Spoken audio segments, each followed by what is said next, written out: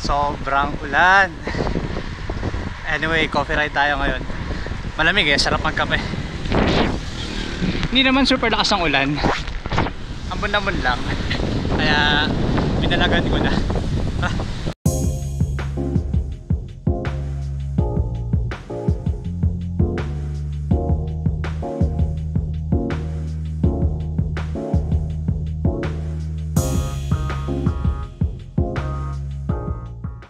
First vlog natin ngayon 2025. So pinilit ko lang talaga mag-bike ngayon kasi kating-kating na ako lumabas eh.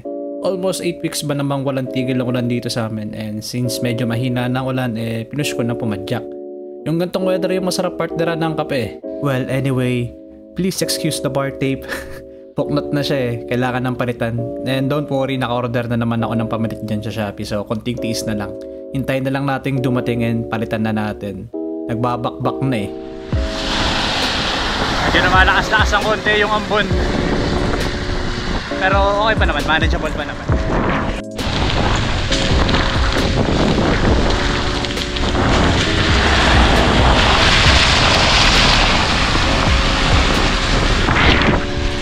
Grabe yung road conditions dito sa amin sa Quezon. Isa sa rason bakit ako nag-gravel bike.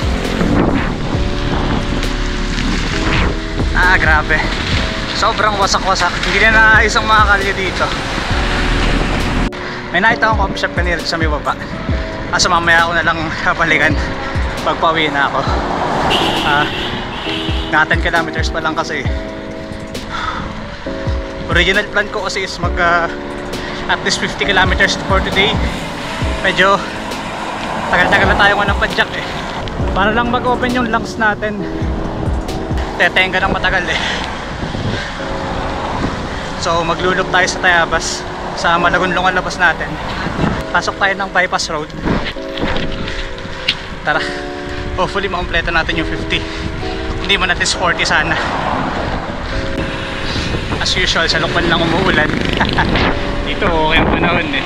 So ayun, kakanan tayo dyan sa diversion. And then maglulog tayo. Labas natin dito sa Malagonlong Bridge. Hindi ko alam kung mga 50 kilometers na ako. Estimate ko mga 40 something lang. Pwede na din. At least may konting papawis tayo. Kaso hindi tayo pinawisan eh. Ulan, ang lamig. Ano lang talaga, purpose lang talaga nito is at least makatangas lang sa bahay.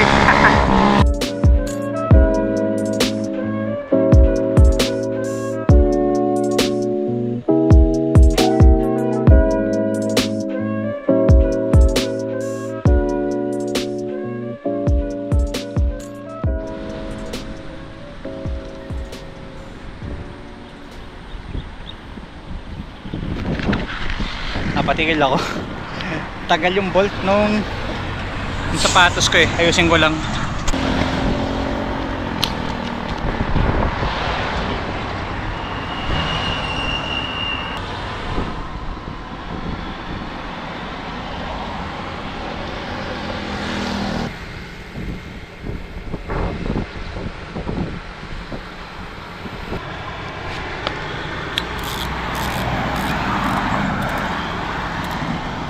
Mukhang ako nagdala ng ulan dito ah.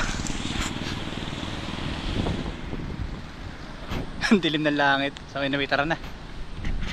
Naging biroan na dito sa amin yung phrase na yon. Every time may pupuntahan kaming lugar kung saan usually umaaraw, then suddenly biglang umulan, eh sinasabi na lang namin na, uy, baka kami nagdala ng ulan. Well, syempre, hindi naman totoo yun. Kasi maulan naman talaga ngayon, no? And wala tayong magagawa doon. Just make the most out of it. Ika nga. So nandito tayo sa intersection. Dito Pagbilao, puntang Pagbilao, puntang Mauban, puntang Tayabas, puntang Lucena, pa ganun. Dito tayo pupunta kasi tayo uuwi na. Dilim na oh. Tara na. Etong nasa kaliwa natin, ito yung Malagonlong Bridge na sinasabi ko kanina. One of the oldest, if not the oldest, bridge in Quezon. So, panahon pa siya ng Kastila, ginawa around 1800s. So, isa rin siya sa cultural treasure ng bayan ng Tayabas and kasalukuyan siyang nire-renovate.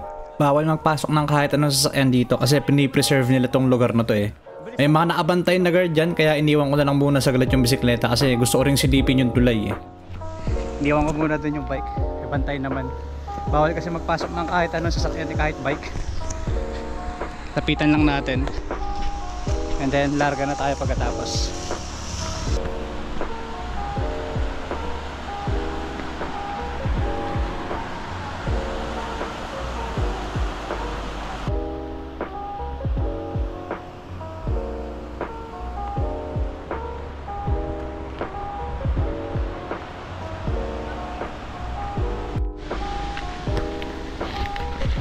Umalis na rin kagad ako, may tao pala. Nakakahiya mag video eh, nagmo-moment sila doon. Anyway, tara, aaw na tayo ng Lokban. Hopefully hindi na umuulan. Kaso tuwing Lokban, tuwing hapon umuulan doon eh. Umaga ambon, hapon ulan na malakas. Bahala na. Nakaano naman tayo, naka-jacket, water resistant naman itong jacket na to eh. Di nababasa yung katawan ko pag tusuot ko. Tama-tama lang.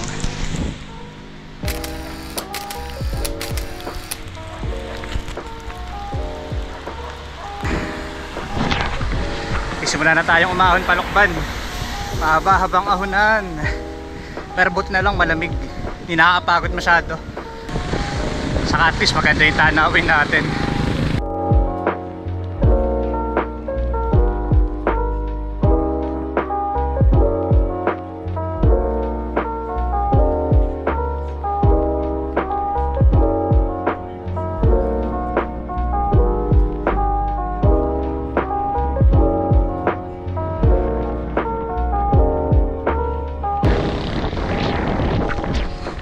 Dito may araw. So yun, magang dilim. Dito tayo pumasok kanina. Ngayon, pauwi na tayo. Sana naman di super lakas ang ulan. Grabe yung dilim mo.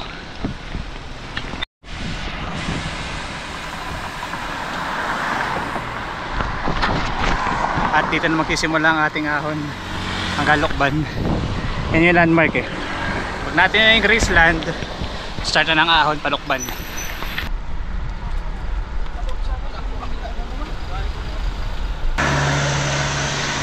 There's no shame in that, okay lang yan. Lahat tayo dumaan sa ganyan. At some point ng ating pagbabike, kailangan din nating gumamit ay pinagbabawal na technique. Na naman nakakahiya dun eh. Mahalaga makauwi tayo na safe at in one piece.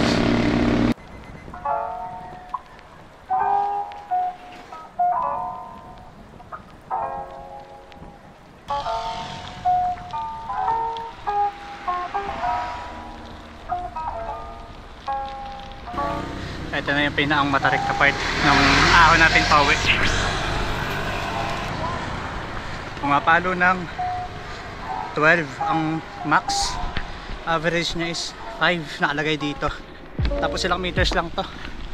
Parang wala pang 100 meters siguro. Maiksi lang. Pero challenging kasi madulas sa shoulder. Tapos yung gitna basag-basag na.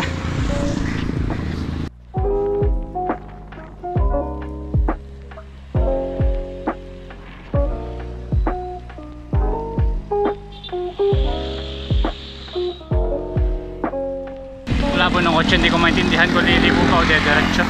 Hindi man lang sumisignal eh. Dumiretso pala, nagbagal lang. So anyway, malapit na dito yung coffee shop na tinutukoy ko kanina, yung nalampasan natin. Yung tayo titigil, tayo magkakape.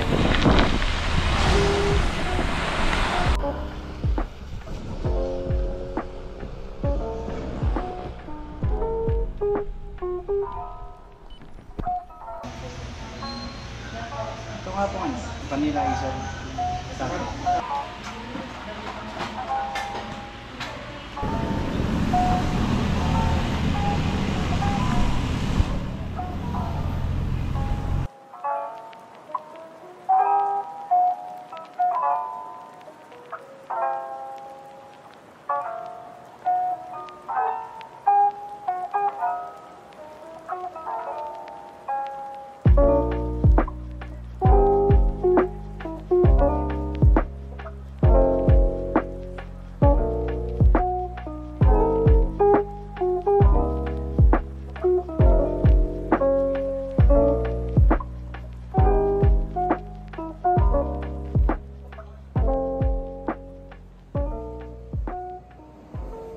Nakakarga na ako pero nung umalis saka umulan. Hayop na yan. Ahon pa ako ng Lokban, medyo malayo-layo pa, mga 8 or 9 kilometers from here. Nakaka 30 kilometers tayo. Lamig! Napakalamig. Teka, sara ko ng jacket ko.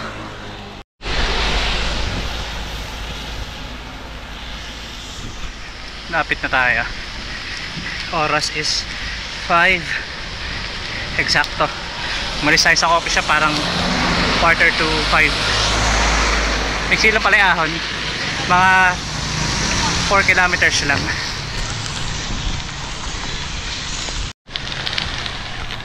Pag nakita nyo na yung signage na yun, ibig sabihin nun tapos na yung pagturusan nyo sa ahon. Puro flats na from this point forward. And sobrang lamig na ng hangin kasi nasa bahay na kayo ng Lokban eh.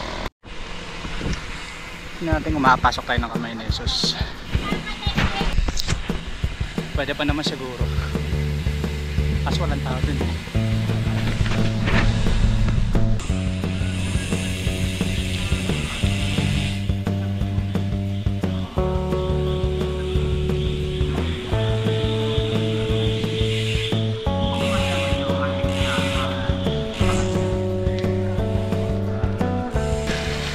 Nagmimisa pa pala. 5 PM mas siguro yun. Anyway, aalis na ako. Uwi na ako. Nahanap na tayo ni Mrs. eh. Baka mapalo. Tara. So yun, tapos na yung ride natin and ang ating numbers. Total distance is 41 kilometers. Elevation gain 552 meters and moving time is 2 hours and 12 minutes. So yun lang, short ride natin tayo ngayon. Medyo mahirapan tayo mag long ride kasi sobrang ulan talaga. Pipilitin naman natin kung kaya eh. So ayun, kita-kits na lang tayo sa mga sunod nating ride. Bye!